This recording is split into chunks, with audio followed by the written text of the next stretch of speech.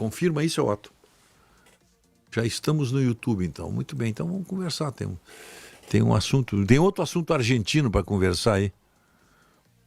Tem outro assunto argentino que eu quero conversar com vocês aí, que é essa declaração do Papa, né? Essa declaração do Papa foi o Papa não tinha mais nada que fazer, né? Se metendo em assuntos internos do Brasil para dizer bobagem, né? Se meter em assunto interno para dizer bobagem. O Papa Francisco, né, disse que o Lula foi condenado injustamente.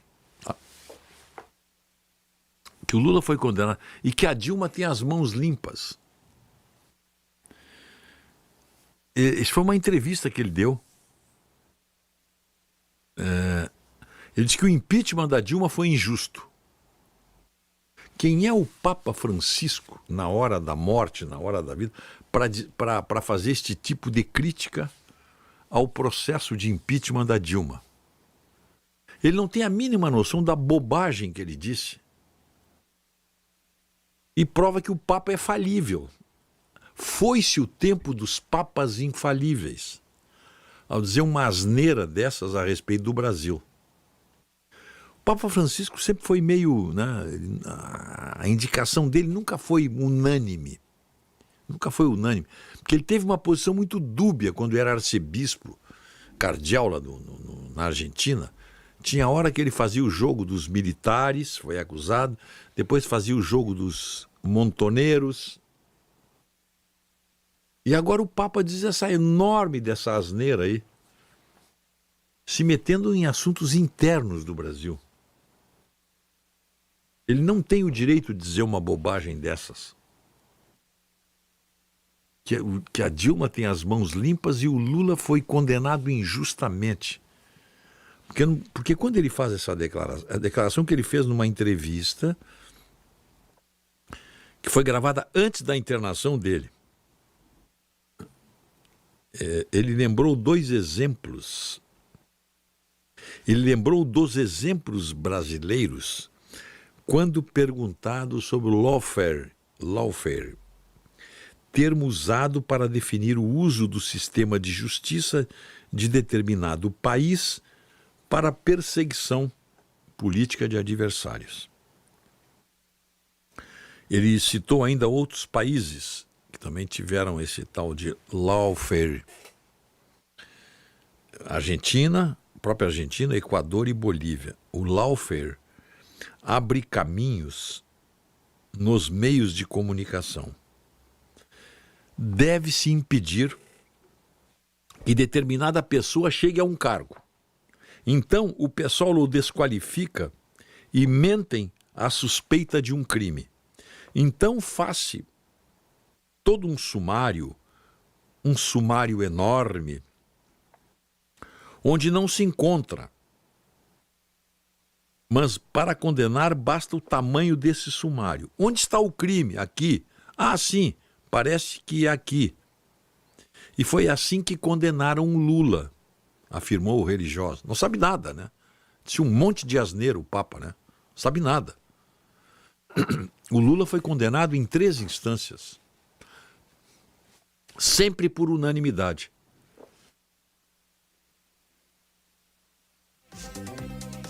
Lá em Curitiba, depois aqui no TRF4, depois no STJ. Então o Papa não sabe nada, está fazendo uma enorme de uma... E o repórter muito menos, né? A não ser que o repórter seja daquela turma da dobradiça na espinha, porque tinha o dever de contestar o Papa, se ele soubesse. Como ele não sabia, ele ficou quieto. Ele até concordou, eu vi a entrevista, ele até concordou. Aquela maneira submissa, assim, do jornalista que fica submisso diante do seu entrevistado. Quando o entrevistador afirmou que Dilma foi cassada em 2016 por um ato administrativo menor. Ato administrativo menor, olha só a definição que ele deu das pedaladas fiscais da Dilma. O líder da Igreja Católica rebateu afirmando que a ex-mandatária Dilma é uma mulher de mãos limpas, uma mulher excelente. Mas a questão aqui não é de mãos limpas ou não. A Dilma nunca foi acusada de ter as mãos sujas. Nunca foi. Nunca foi. Que é uma mulher de mãos limpas. Claro. Se ela não tem as mãos sujas, ela tem as mãos limpas. Ela nunca foi acusada disso. Ela foi acusada de incompetente, de não saber administrar o país. Mas isso é outra história. Tem nada a ver com a honestidade pessoal dela. Isso nunca foi posto em prova, em dúvida, isso aí nunca foi. O Papa citou ainda o fumus delicti, termo jurídico em latim para conceituar a comprovação de um crime por meio de indícios suficientes de autoria. E ainda disse que às vezes a fumaça do crime te leva ao fogo. Outras vezes é uma fumaça que se perde porque não há fundamento. Por fim, quando o jornalista encerrou o assunto, dizendo que inocentes são condenados, o Papa ressaltou que isso no Brasil aconteceu nos dois casos, Lula e Dilma. E para ele os políticos têm a missão de desmascarar uma justiça injusta.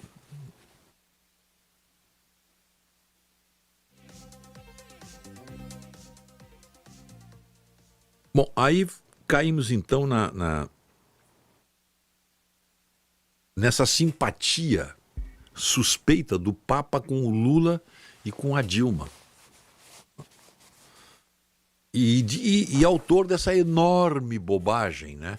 Porque, mesmo que sendo Papa, isso não o impede de dizer bobagens, né? Em dezembro passado, o Papa já havia dito em uma entrevista a um jornal espanhol que o processo que levou o Lula à prisão começou por uma notícia falsa. Um julgamento tem que ser o mais limpo possível, com tribunais que não têm outro interesse senão fazer justiça.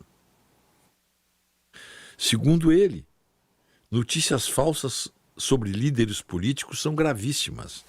Elas podem destruir uma pessoa. Bom, aí é tese, aí também concordo. Concordo plenamente. E notícias falsas podem destruir uma pessoa. Foi o que o PT tentou a vida inteira com o Bolsonaro. Genocida. Eles não têm noção do que é genocida. Quando você bota um grito em forma de eco, a bobagem se consolida. Genocida, fascista, eles não sabem o que é fascista, não sabem o que é genocida, mas ficam repetindo como papagaios essa bobagem, que foi criada lá no núcleo petista. Agora mesmo a Gleisi Hoffmann, presidente do PT, botou uma nota desaforada, mal escrita, ofendendo o Bolsonaro, chamando-o de genocida de novo. Aí pode, isso não é fake news. Eu tenho absoluta certeza que a Gleisi Hoffmann não sabe o significado de genocida. Mas aí é uma questão cultural, não é nem questão política, né? Ficou essa notícia aí que circulou muito no final de semana. E deixa eu ver uma coisa aqui. Eu tinha essa notícia aqui, mas eu preciso achar agora. O deputado Bibo Nunes fez um pronunciamento forte sobre isso aí, sobre essa declaração do Papa. Eu vou tentar achar aqui essa declaração dele, porque ele assumiu logo, ele botou a cara para bater. Deixa eu ver se eu acho aqui. Tinha aqui a declaração dele, tinha. Não sei não se. Deixa eu ver uma coisa aqui. Estou rolando aqui a manifestação dele. Ele foi para cima do Papa, né? Ele não deixou. Ele não deixou por menos aí. Ele foi. Então, logo ele tomou conhecimento da notícia, ele... Deixa eu ver uma coisa aqui. Eu estou procurando aqui, mas... Tá aqui, ó. Tá aqui. O deputado Bibo Nunes usou as redes sociais sábado para criticar o Papa Francisco por dizer que Lula foi condenado injustamente. Em publicação no Twitter, Bibo Nunes defendeu que Francisco renuncie ao pontificado. O Papa é o representante de Jesus, mas os comunistas que ele apoia não acreditam em Jesus e muito menos em Deus. Qual é o objetivo do Papa ao dizer que o descondenado Lula foi preso injustamente? É difícil seguir esse Papa. É o Bibo Nunes. Ele saudou bom, com seus motivos, né? Eu também fiquei indignado quando li a notícia, né? Quando via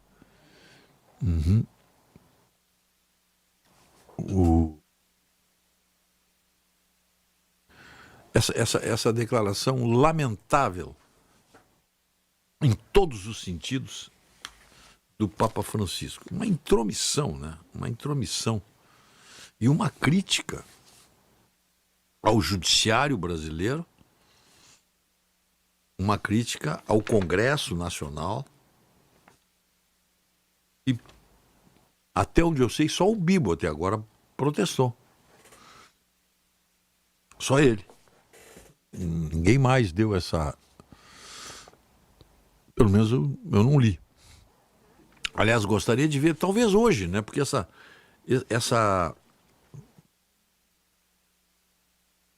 informação aí sobre o Papa, essa notícia, que o Papa foi condenado, que Lula e a Dilma foram, enfim, condenados injustamente, a Dilma cassada injustamente e o Lula condenado à prisão injustamente. Circulou na sexta-feira, sexta para sábado. E vamos ver, talvez hoje, no Congresso, tenhamos algum discurso, alguma manifestação, mas tem que bater forte, né? Tem que protestar para o Papa sentir que ele não pode se intrometer em assuntos políticos. Eu até diria que o Papa tem todo o direito, por exemplo, em falar em questões religiosas do Brasil. Por exemplo, acho que ele tem que se preocupar com a perda assustadora de católicos praticantes para outras religiões. O que me chamou a atenção, eu até andei comentando aqui esses dias. Eu estive há 2 semanas, numa missa de 7º dia na Catedral, sábado de tarde, às 6 da tarde. A missa do querido amigo que nos deixou, o jornalista Davi Baini. E fiquei impressionado com o número reduzido de pessoas naquela missa. Era uma missa da tarde, das 6 da tarde, sábado. E que, nesse meio tempo aí, o pároco ali, que eu não sei quem é, estava rezando a missa, fez a homenagem póstuma, fúnebre, para o Davi. Mas o que me chamou a atenção foi o número escasso e a idade dos frequentadores. Não se vê mais jovens na Igreja Católica. Você não tem mais aquela substituição, aquela continuidade, e eu me criei estudando em colégio religioso, estudei no Anchieta, estudei nas Dores, depois estudei no Julinho, mas aquele número de fiéis jovens não se vê mais nas igrejas católicas.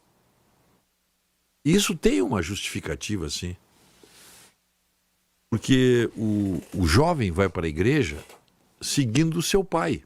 É natural isso aí, os pais. Quando os pais desistem de frequentar a igreja, é claro que as crianças também deixam de frequentar.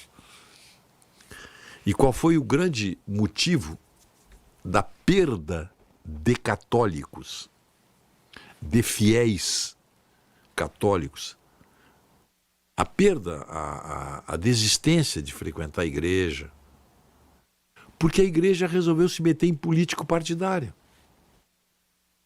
A Igreja Católica resolveu nos anos... Logo depois, acredito que depois do regime militar de 64, que a igreja se engajou numa luta contra o regime militar. Até então você tinha na igreja, e eu lembro bem disso, você tinha na Igreja Católica apenas no meio...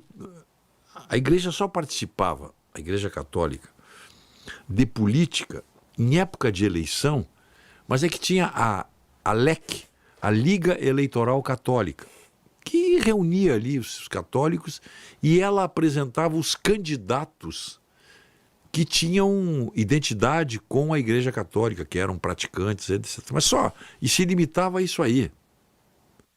Não se limitava a uma pregação ideológica, como começou a acontecer a partir da CNBB. A CNBB passou a ser o braço político da Igreja Católica, mas com uma forte identidade esquerdopata, doentia até. E foi aí que surgiram os Frei Betos da vida, o Dom Pedro Casaldáliga, aquelas prelazias da Amazônia, todas elas identificadas até com a esquerda revolucionária. E a partir daí a igreja também começou a perder fiéis. Há muito tempo que ela vem perdendo fiéis. Vocês podem notar que esta perda de fiéis da Igreja Católica é proporcionalmente inversa ao crescimento das igrejas pentecostais. É só ver, vou citar apenas as maiores aí, a Igreja Universal, a Assembleia de Deus, Testemunha de Jeová. Qual é a tua religião, Máriozinho? Assembleia de Deus, que é uma das maiores. Eu acho que a Assembleia de Deus, inclusive, é maior do que a Universal. Mas o surgimento dessas igrejas neopentecostais não é um surgimento de geração espontânea. Não. Ela tem os motivos. Ela tem os motivos de pessoas humildes e classe média que precisam, pela sua própria formação cultural, de um conforto espiritual, do conforto religioso, que é normal. A Bíblia diz, no 7º dia, Deus descansou, né? O católico, no 7º dia, vai à igreja rezar para agradecer, enfim, para rezar, para orar, para falar com Deus. Todos nós temos necessidades de uma fé em algo maior. E essa fé é um produto que precisa ser trabalhado pelas religiões. E a igreja jogou fora isso aí. A Igreja Católica jogou fora esse patrimônio quando se meteu em política partidária. Quando as homilias deixaram de ser aquela interpretação que o sacerdote dá aos seus paroquianos dos problemas paroquianos, das orações, de maior concentração na fé em Cristo, etc. Não vou estar... E passou a fazer discurso político do púlpito. Começou a espantar as pessoas. Quem vai para a igreja não quer ver o padre conversando sobre política. Quem vai à igreja quer conversar com Deus através do padre. E essa ligação meio que se fracionou aí. Em prejuízo da igreja. Claro, em prejuízo da igreja. Eu já falei aqui várias vezes num trabalho do Alex Pericinoto sobre a Igreja Católica que ele fez lá nos anos 70, hein? Uma constatação final dos anos 1970, início dos anos 1980, ele falou exatamente isso que eu estou falando aqui. Por que a igreja estava perdendo os seus fiéis. Do ponto de vista do marketing, hein? Porque isso também é um marketing. Você perde, assim como a igreja perde fiéis, assim como um produto perde clientes, perde consumidores, pela qualidade daquilo que ele apresenta. Quantos produtos lançados no mercado, depois de um longo período de preferência, foi retirado porque faltou clientes? Porque os clientes se decepcionaram com o produto que estava ali. Isso não é mais aquilo que estão dizendo. Não é mais. E isso vale para tudo. Vale para o comércio, vale para a imprensa, né? Vale para... Por que os jornais estão perdendo leitores? Por que as emissoras estão perdendo ouvintes e telespectadores? Por causa do produto que eles apresentam. Uma coisa óbvia. Você rejeita. E a Igreja Católica passou a ser rejeitada. Passou a ser rejeitada. Com equívocos doutrinários. Especialmente no discurso. No discurso. E o Alex Perissinotto fala, de uma maneira muito interessante. De repente eu até vou publicar, Otto, essa crônica do Alex Perissinotto. Eu tenho esse trabalho. Nós vamos publicar no nosso site. Já foi publicado? Não estou te ouvindo.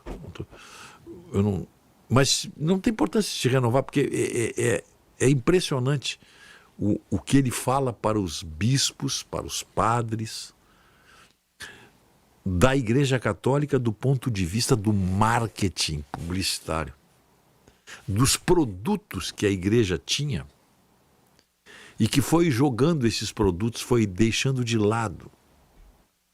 A começar pelo melhor logotipo do mundo, o melhor logotipo que o homem já criou, a cruz. Não tem logotipo melhor que esse, né? E isso também foi abandonado, isso aí foi. Como ele dizia, quando você chegava numa aldeia na Idade Média, qual era o prédio mais alto? Era o prédio da igreja. Você olhava lá, havia a cruz, né? Qual é o melhor sistema de informações que bate todos os outros sistemas de informações? Bate o Mossad, o SNI, a CIA, o FBI. Qual é? O confessionário. Confessionário que cada paróquia tinha o seu e o padre ficava sabendo rigorosamente das verdades. Sequer tinha fake news, que hoje no sistema de informações oficiais aí, SNI, agora não é mais SNI, mas FBI, CIA, Mossad, KGB, etc. Os espiões mentem. As informações precisam ser checadas. No confessionário, não. O fiel ali, de graça, se ajoelhava e dizia só verdades. Porque não pode mentir, se mentir é pecado. Então, a informação que o pároco detinha era rigorosamente verdadeira. Ele tinha o controle da sua paróquia através do confessionário. Isso é a opinião do Alex Perissinotto, que é rigorosamente verdadeira. E por aí vai. Aí ele cita outros produtos que a igreja sempre teve. O sino, por exemplo, foi o símbolo da informação. Era o veículo de informação mais eficiente da aldeia. Quando tocava o sino, é porque tinha alguma coisa. Um incêndio, na guerra, invasão, etc. Então, a igreja botou fora esses emblemas aí que ela tinha. E por isso que ela perdeu. E o Papa Francisco, então, tinha que se preocupar com isso.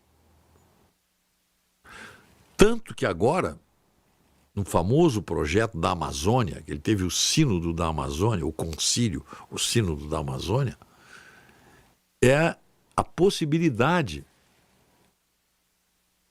de padres casarem para ter família. Já tem o diácono, mas não é igual o padre, né? Para ter família e se enraizar nas comunidades onde eles vão, especialmente na Amazônia, para tentar buscar a perda desses fiéis que as igrejas pentecostais tomaram e tomaram muito bem. Arrebanharam essas ovelhas que estavam perdidas, porque a Igreja Católica não fazia mais questão de arrebanhá-los. Muito difícil a logística da Igreja Católica. O padre chega numa aldeia nas margens do Tapajós, do Tocantins, do próprio Amazonas, Rio Negro, por aí vai, para iniciar o seu trabalho pastoral, ele tem que construir uma igreja. Leva tempo isso aí, né? Construir um templo, por mais modesto que seja. O pastor pentecostal, não, ele chega e é a casa dele. A casa dele vira o lugar para pregação. E ele tem a família dele, ele está enraizado ali. Tem mulher, tem filhos. O padre não. O padre chega meio como um alienígena, às vezes, né? Então é isso que a Igreja Católica tem que cuidar mais. Se ela quiser manter e até expandir a sua área de fiéis, porque está reduzindo, né? Os fiéis estão envelhecendo e não tem fiéis novos. É que o Papa está preocupado, esse aí e outros, preocupado em fazer política. Política partidária. Política, por incrível que pareça, que incentiva aqueles que são ateus e que querem destruir a Igreja Católica como poder mundial da fé. É isso eles alimentam as próprias serpentes que vão chocar os ovos do ateísmo. E ele está aí. Então, esse papo aí tinha que tá na hora dele trocar, tá na hora de ir para casa, né? Ao dizer um enorme de umas bobagens dessas aí, que o Lula foi condenado injustamente e que a Dilma tem as mãos limpas. Mão limpa tem. Mas insisto em Dilma não foi condenada por ter mãos sujas. Absolutamente. Dilma foi condenada por incompetência, por não ter sabido administrar o país com relação às pedaladas fiscais, etc. Está tudo no processo. Foi o que o Congresso aprovou, cassou, homologou as denúncias e o Supremo Tribunal Federal homologou e ainda deu uma mãozinha para Dilma, não lhe tirando os direitos políticos. Um absurdo comandado por quem? Pelo Lewandowski, que inovou ali na hora. Fez uma leizinha para ele ali na hora. Porque a lei das cassações é muito clara. O regimento que cuida das cassações. Quem perde o mandato perde os direitos políticos por 10 anos. Foi assim com o Collor. A Dilma não. O Lewandowski já deu uma amaciada. Ali já começou a aparecer o primeiro sinal de um engajamento do STJ, do STF na política brasileira. Que é um outro capítulo que nós vamos, qualquer hora dessas, tocar no assunto. Mas eu acho que isso aí valeu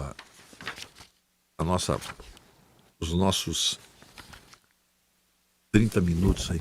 Tem uma outra notícia aqui, ó. Imposto para taxar compras em sites internacionais como Shein e Shopee já existe desde 1999. Importações feitas por pessoas físicas já são tributáveis em 60% do valor da remessa desde 99. É que essa isenção é para compras no exterior até $50. Até 50 dólares. Mas o governo vai taxar isso aí também. Vem mais imposto.